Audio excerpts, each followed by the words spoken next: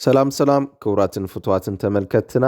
ንለምውን ከምቲ ልሙድ ሓድሽን እዋናውን ኣገራምን ዝኾነ ሓበሬታ ሒዝና ናባኹም ኣቢልና ኣለና። ናይ ሎም ዛዕባና ዝኸውን ማለት እዩ ጉዳይ ህፃን ጳውሎስ እዩ ክኸውን ማለት እዩ። እዚ ሓውና ወድና ህፃን ጳውሎስ ድሕሪ ብዙሕ ምንግልታዕ ኣለሻ ንዕኡ ማለት እዩ ስድራ ቤቱ ከይተረፉ ኩላቶም ኣብዚ ስነ ስርዓት ናይ ሎማዓንቲ ተረኺቦም ዝብል ሓድሽ ሓበሬታ እዩ ወፂሑ ዘሎ ማለት እዩ። ስድራ ቤት ማለት መላእ ካብ ኤርትራ ዝመፁ እውን ኣብ ሃገር ጀርመን ኮይኖም ኣብ ናይ ጳውሎስ ሓደ ስነ ስርዓት ተረኺቦም ኣለዉ ተባሂሎም ኣለዉ። እቲ ስነ ስርዓት እንታይ ንዝብል ነገር ሕቶ ድማ ስነ ስርዓት ቀብሪ ማለት እዩ ተረኺቦም ኣለዉ። ኣብዚ ስነ ስርዓት ቀብሪ እውን ብዙሕ ነገራት ተፈጢሮም ኣለዉ ዝብል ሓበሬታ ኣብ ማሕበራዊ ሚድያ እንዳተነዝሐ እዩ ዝርከብ ማለት እዩ። ነዚ ዝነዝሕ ዘሎ ብዙሓት ሚድያታት እዮም ዘለዉ። ኣብዚ ብፍላይ እንታይ እዩ ኮይኑ ዘሎ ኣብዚ ስነ ስርዓት ቀብሪ ህፃን ጳውሎስ ተፈፂሙ ኣሎ እዩ ኣብዚ ሕዚ ዕለት ኣብ ጀርመን ኣብ ሃገረ ጀርመን ማለት እዩ። ኣብኡ ድማ ስድራ ቤት ናይ ስድራ ጳውሎስ ማለት እዩ ኣቦ ጌታኑ ከምኡ እውን ነቤቱን ከምኡ ሓተቡውን ካልኦትን መፂኦም ኣብቲ ስነ ስርዓት ቀብሪ ከም ዝተረኸቡ እውን እንዳተገለፀ እዩ ዝርከብ። እዚ ህፃን እዚ ክንደይናይ ተፈታዊ ምንባሩን ከምኡ እውን ክንደይናይ ካብ ኦቲዝም ዝሕሸ ሰብ ምንባሩ እውን ብዙሓት መነጋገሪ ኮይኑ ኣሎ ማለት እዩ። ኣብዚ ሕዚ ሰዓት ስነ ስርዓት ጳውሎስ እውን ኣብ ዝግበረሉ ሰዓት ዘጋጠመ ነዲኡ ዘጋጠማ ነገር ኣሎ ማለት እዩ። ኣዲኡ ውና ስሒታ እያ ተባሂላ ዘላ ኣብዚ ሕዚ ሰዓት ውና ዘስሕታ ምክንያት ያው ትፈልጥዎ ኣለኹም ክቡራት ተኸታተልቲ እዚ ፍሉጥ ነገር እዩ። ምክንያቱ ኣደ ተኣክል ወደይ ናብ ፅቡቕ ደረጃ ከብፅሖ እንዳበለት እንዳሃለየት እዚ ነገር እዚ ገጢምዋ ዘሎ ማለት እዩ። እና ድሕር ዝሓፃር መሰጋገሪት እውን ምልእ ትሕዝቱ ናባኹም ከብለ ሰናይ ፀንሒት ሰናይ ምክትታል ክኾነልኩም ሼር ላይክ ሰብስክራይብ ብምግባር ናብ ብዙሓት ክባፃሕ ግበርዎ። ሰናይ ምክትታል።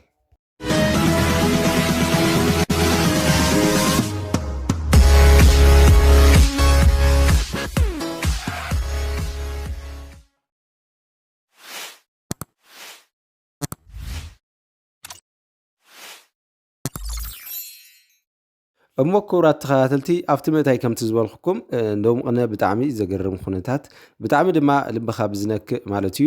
ህፃን ጳውሎስ ወድና ሓውና ህፃን ጳውሎስ ኣብዚ ሕዚ ሰዓት ሞይቱ እዩ ኣብ ገምገም ባሕሪ ተረኺቡ ተባሂሉ ብዙሕ እውን መነጋገሪ ኮይኑ ቀንዩ ማለት እዩ። እና እዚ ሓበሬታ እዚ እውን ብብዙሓት መነጋገሪ ኮይኑ እዩ ዘሎ ማለት እዩ። ኣብዚ ልምቅነ መን ከም ዝቆተለ እውን ክፍለጥ ኣይተኻኣለን ነይሩ። ንሕዚኡ ግን ብዙሕ ነገር እውን እንዳተወግዐ ዝርከብ ብዛዕባ ናቱ ሞት ማለት እዩ። ምክንያት ናይቲ ቤት ትምህርቲ ሓላፊት ዝኾነት ሰበይቲ እውን ከም ዝኾነት ነቲ በሪ ክዕፀይ ኣይተደለየን ነይሩ ማለት እዩ። ብኣ ምክንያት እሱ ከዓ ወፂኡ ስለ ዝኸደ ካብቲ ትምህርቲ ቤት ክጠፍእ ኺሉ ንጠንቂ ሞት እውን ከዳርጎ ኽኢሉ ማለት እዩ ተባሂሉ ዘሎ። ካሊእ እውን እንታይ ዝበሃል ዘሎ ኣብ ማሕበራዊ ሚድያ ብፍላይ እቲ ዘሻገሮ ዓብይ ሰብኣይ ዝመስል ኣብቱ ፅርግያ ማለት እዩ ብካሜራ ናይ ዝተፈላለዩ ተሽከርካሪት ማለት እዩ ዝተቀረፀ ብሓንቲ ተሽከርካሪ እዩ ተቀሪፁ እቲ ምስሊ ድሓር ናብ ማሕበራዊ ሚድያ ሼር ምስ ተገበረ እቲ ሰብኣይ ክድለ ይፀኒሑ ማለት እዩ። ንምንታይ ናብ ፖሊስ ዘየብፅሖ ንምንታይ ኣሳጊሩ ጥራሕ ንዝብል ክገድፎ ኽኢሉ ንዝብል ነገር እውን ፖሊስ ኣጥቢቑ ሒዝዎ እዩ ማለት እዩ። ህፃን ቆልዓ ሓዲጉ ምኻዱ ባዕሉ ገበን ከም ዝኾነ እውን ፖሊስ ጀርመን እንዳሓበረ ዝርከብ ኣብዚ ሕዚ ሰዓት በቲ ካሊእ እውን ኣዲኡ ናይ ጳውሎስ ማለት እዩ ኣብዚ ሕዚ ሰዓት በፂሕዋ ዘሎ ዓብይ ፈተና ወይ ድማ ዓብይ ናይ ሞራል ውድቀት እውን ካሕሳ ከም ዘድልያ እንዳተሓበረ እዩ ዝርከብ። ካሕሳ ንክወሃሙ እውን ኣብ ሶሻል ሚድያ ኣብ ኦንላይን ላይቭ ወፂኦም ማለት እዩ ብዙሕ ነገር እንዳሓበሩ እዮም ዝርከቡ ብዙሕ ነገር እንዳጠየቁ እዮም ዝርከቡ ማለት እዩ። ካሊእ እውን እንታይ እዩ ኣብ ማሕበራዊ ሚድያ ብፍላይ መነጋገሪ ኮይኑ ዘሎ ብደኳትር ኤርትራውያን ኣቢሉ ህፃን ጳውሎስ ሬሱ ክምርመር ይግበር ኣሎ ተባሂሉ ኣሎ ማለት እዩ። ቅድሚ ሕዚ ግን ኣብቲ ማሕበራዊ ሚድያ እውን ዝረኣናዮ ፖሊስ ጀርመን ምስ ደኳትር ጀርመን ኮይኑ ወይ ሆስፒታላት ጀርመን ብምትሕብባር ማለት እዩ ይምርምሮ ኣሎ ሬሳ ጳውሎስ ክበሃል ተሓቢሩ ፀኒሑ እዩ ማለት እዩ። እስካብ ሕዚ ክቡራት ተኸታተልቲ ንሕዚ ግን ኤርትራውያን ደኳትር ካብ ኤርትራ ማለት እዩ ዝተለኣኹን ከምኡ እውን ኣብ ጀርመን ሃገር ንዝነብሩ ደኳትር ተቆፂሮም ዝሰርሑ ማለት እዩ ኣብ ሃገረ ጀርመን ብኦም ክምርመር ይግበር ከም ዘሎ እዩ ዝሕበር ዘሎ ኣብዚ ሕዚ ሰዓት ክቡራት ተኸታተልቲ። በዚ ድማ ሕጉሳት እዮም ህፃን ወለዲ ህፃን ወይ ድማ ስድራ ህፃን ጳውሎስ ማለት እዩ። ኣብዚ ሕዚ ሰዓት ብፍላይ ድማ ጨኒቕዎም ኣብ ዘሎ ነገር ኤርትራውያን ኣብ ጎድኖም ብምዃኖም ነባርነቶም እውን ካልእ ናይ ዘርእን ዓሌትን ኣፈላላይ ከይገበሩ እውን ኤርትራውያን ይኹኑ ተጋሩ ይኹኑ ማለት እዩ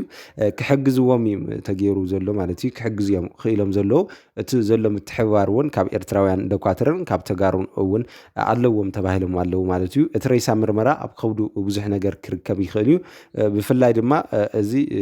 ዝኾነ መርዚ እውን ኣስትዮም ወይ ዝኾነ ሓሸሽ እውን ኣብኡ መኪሮሞ ክኾኑ ይኽእሉ እዮም ዝተፈላለዩ ሰባት ተባሂሉ እውን ተጠርጢሩ ኣሎ ማለት እዩ ኣብዚ ሕዚ ሰዓት ነዚ ድማ እዩ ብደኳትር ኤርትራ እውን ነቶም ብፍላይ ድማ እቶም ሰብ ሆስፒታል ጀርመን ማለት እዩ ምስቶም ሸፋቱ ወይ ምስ ካሊእ እቲ ዝቐተሎ ሰብ እውን ርክብ ከይህልዎም ተባሂሉ ስለ ዝጥርጠር ንሕዚኡ ግን እቶም ኤርትራውያንን ተጋሩን ኣሕዋትና ማለት እዩ ደኳትር ክምርምርዎ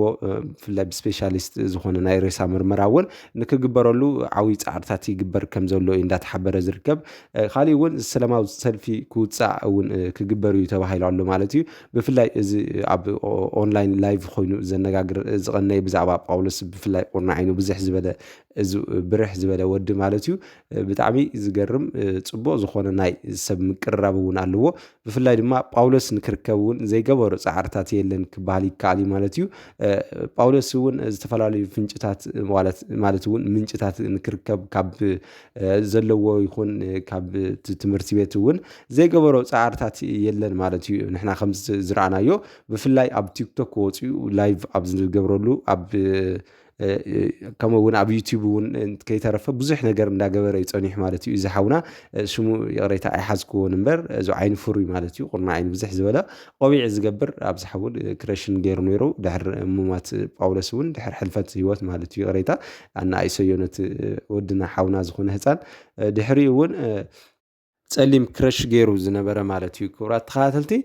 እሱ እዩ ዝኩሉ ነገር ከተሓባብሮ ፀኒሑ ተዘይተጋገየ ኣማኒኤል መስለኒ ሽሙ ኣማኒኤል ወይ ገለ እዩ ሽሙ መስለኒ የቕሬታ ግበርለይ ኣይፈለጥክዎን ብደንብ እምበር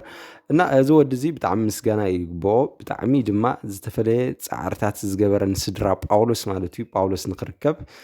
በዚ ምክንያት እዩ ድማ ብዙሕ ምስጋና እንዳረኸበ ዝርከብ እዚ ሓውና እሞ ተዝርከብ ነይሩ ውዕለቱ ክንደይ ናይ ከም ንኸፍል ንሕዚ ዋላ እውን ኣይንርስዖን ካብ ልብና ክብሉ እዮም ማለት እዩ ብፍላይ ስድራ ጳውሎስ ኣዶ ጳውሎስ ማለት እዩ እንዳተናገረት ትርከብ ኣብዚ ሕዚ ሰዓት ብፍላይ እቲ በፂሕዎም ዘሎ ሓዘን እውን ብጣዕሚ ከቢድ ዝበሃል እዩ ቀሊል ኣይኮነን ህፃን ዓብዩ ናብ ፅቡቕ ናብ መርዓን ደርዓን ክበፅሕ እንዳተሓሰበ እዚ ነገር እዚ ክበፅሖም ከሎ ብጣዕሚ ከቢድ ሓዘን ክስማዕ ከም ዝኽእል ንስድራ ጳውሎስ ማለት እዩ ርዱእ ነገር እዩ እና ፅንዓት ይሃብኩም ክንብል ንፈቲ ብፍላይ ከም ናተይ ተመልከትን ከምኡ እውን ከም ናተይ ሚድያ እውን ነዚ ፅንዓት ይሃብኩም ክብል ይፈቱ ማለት ስድራ ጳውሎስ ካሊእ እውን እንታይ እዩ ኣቦ ጳውሎስ ማለት እዩ ኣብዚ ሕዚ ሰዓት ንዛ ቤት ትምህርቲ ከሲሱ ማለት እዩ ብፍላይ ነታ ርእሰ መምህር ዝኾነት ወይ ምምሕዳር ርእሰ ምምሕዳር ዝኾነት ናይታ ትምህርቲ ቤት እውን ክትኸስስ እያ ተራእያ ዘላ ማለት እዩ ብፍላይ ኣደ ጳውሎስ ኣብዚ ሕዚ ሰዓት ነዛ መምህር ከይተርእዩኒ ዓይና እናበለት ብፍላይ ድማ ነባዓት እንዳተፈራረቐት ማለት እዩ ትናገር ኣላ ኣብዚ ሕዚ ሰዓት ብጣዕሚ ትኽክል ነገር እዩ ዝሕዝን እዩ ውላድኻ ብምክንያት ሓደ ተጠርጣሪ ስኢንካ ትበሃል እንከለኻ እሞ እቲ ተጠርጣሪ እውን ኣብ ቅድሜኻ ክፀንሕ ዘሎ እንከሎ ዘሎ ስምዒት እውን ፍሉጥ ነገር እዩ ማለት እዩ ካብ ኣዶ ጳውሎስ እዚ ብመውፁ ወይ እዚ ባህርያት እዚ ብምርኣያ ዝግርም ነገር የብሉን ማለት እዩ ካሊእ እውን እንታይ እዩ ኣቦ ጳውሎስ ማለት እዩ ብፍላይ ነዚ ርእሰ ምምሕዳር ናይታ ትምህርቲ ቤት ማለት እዩ ናይታ ቤት ትምህርቲ ክኸስስ ክኢሉ ዘሎ ምክንያት ወደይ ንስኻ ኢኻ ወፂኡ ክኸይድ ጌርካዮ እቲ ማዕፆ ዘይዓፀኻዮ ንምንታይ ዝኣክል 5 ቲክነስ ዝኣክል 5 ሚሊሜትር ዝኣክል ቲክነስ ዘለዎ ማዕፆስ ከይተዓፀየ ከመይ ገይሩ እዩ ወፂኡ ክኸይድ ዝኽእል ንምንታይ ኢኻ ትሕሱ ዘለኻ እዛ ነገር እዚኣ ናብ ዝባንካ ቀጥቢልካ ናይ ወደይ ኩነታት ናይ ወደይ ካሕሳ ክትኸፍል ኢኻ ኣይገድፈካን ክትብስብሳ ኢኻ ኣብ እስር ቤትካ እውን ክብል ከፈራርሖ ከም ዝቐነየ እንዳተሓበረ እዩ ዝርከብ ኣብዚ ሕዚ ሰዓት ማለት እዩ ክቡራት ተኸታተልቲ ካሊእ እውን እንታይ እዩ ተባሂሉ ዘሎ ብፍላይ ስድራ ጳውሎስ ማለት እዩ ካብ ኤርትራ ናብ ጀርመን መፅዮም ከም ዘለው እዩ እንዳተሓበረ ዝርከብ ኣብዚ ሕዚ ሰዓት ኣብ ማሕበራዊ ሚድያ ዘሎ ነገር ኣቲኹም እውን ንስኹም እውን ክንደይ ናይ ሓቅነቱን ዝብል ነገር ነቲ ናይ ሓሳብ ኣቲኹም ንምድጋፍ እውን ክጥዕመኩም ኣቲኹም ኣብ ዩቲዩብ ይኹን ኣብ ቲክቶክ ላይቭ እውን ብፍላይ ብፍላይ በቲ ዝበልኩኩም ቅድሚ ሕዚ እቲ ሓውና ማለት እዩ ብጣዕሚ ኣዋዕዊዑ ዝርከብ ነይሩ ከዚ እውን ኣሎ ኣዋዕዊዑ ካሕሳን ክረኽቡን ካልኦት እውን ንክኽሰሱ እውን እንዳገበረ እዩ ዝርከብ ዝሓውና እሞ ነዚ እዩ እውን ናይ ጳውሎስ ስድራ ቤት እውን ከሲሱ ዘሎ ነዛ ቤት ትምህርቲ ከምኡ እውን ነዛ ርእሰ መምህር ዝኾነት ምስ በዓል ዋና ማለት እዩ በዓል ገዝኣ እዮም ክኽሰሱ ተገይሮም ዘለዉ ምክንያቱ እሶም ኣብኡ ሻሂ ቡና እንዳሰተዩ ከለዉ እዩ ጳውሎስ ወፂኡ ከይዱ ዝበሃል ዘሎ ኣብቲ ካፌ ከዕፀይ ግን ትእዛዝ ናይታ ጓልን ከምኡ እውን ናይቲ ሰብኣይን እዮም ነይሮም ማለት እዩ ምክትልን ከምኡ እውን ዋና ናይታ ርእሰ መምህር ከም ዝኾነ ርእሰ ምምሕዳር ናይታ ትምህርቲ ቤት እውን ከም ዝኾነ ናይታ ቤት ትምህርቲ ማለት እዩ ከም ዝኾነ ሰብኣይ ሰበይትን እዮም እዚ ነገር እዚ ናብዚ ክበፅሕ ገይሮሞ ዘለዉ ክትብል እውን ኣድዩ እንዳኸሰሰት እያ ትርከብ እና ክቡራት ተኸታተልቲ ንሎማዓንቲ ዝነበረና ጉዳይ ጳውሎስን ከምኡ እውን ስድራ ጳውሎስን እዚ ይመስል ነይሩ ንመላእ ስድራ ቤትን ከምኡ እውን ፈተውትን ፅንዓት ይሃብኩም ክንብል ንፈቲ ሰናይ ናይ ስራሕ ግዜ ሰዓት ክኾነልኩም እውን ንምነ ድሓን ኩንታ ሰናይ ቻው ንኹምና